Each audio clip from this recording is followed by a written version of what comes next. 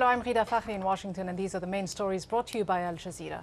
The US president has reaffirmed his country's commitment to the stability of Afghanistan and Pakistan.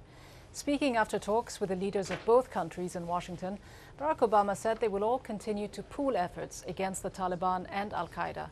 Obama also pledged every effort to avoid civilian casualties in the war in Afghanistan. That promise follows reports of a US-led airstrike there, which is believed to have killed more than 100 people, many of them women and children.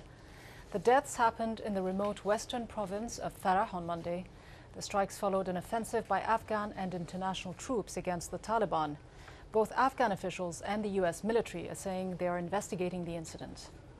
In neighboring Pakistan, meanwhile, the army says it's killed up to 60 Taliban fighters during clashes in the country's northwest frontier province.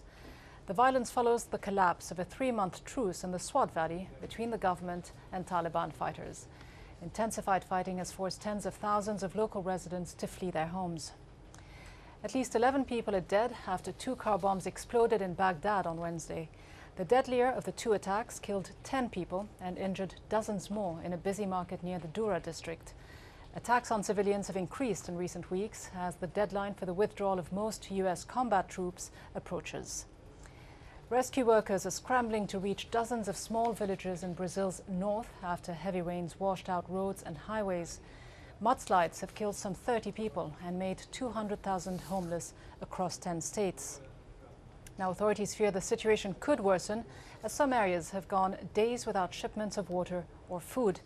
In Mexico, the country hardest hit by the H1N1 virus, health officials say the flu outbreak appears to be subsiding, with no new death reported since April 29th. On Wednesday, cafes, restaurants and government offices reopened following a 5-day nationwide shutdown. But with people still reluctant to socialize in public, business owners fear they will continue to suffer losses. And those are the top stories here on Al Jazeera. You can always get up-to-date news on our website. The address is aljazeera.net/English. That's aljazeera.net/English.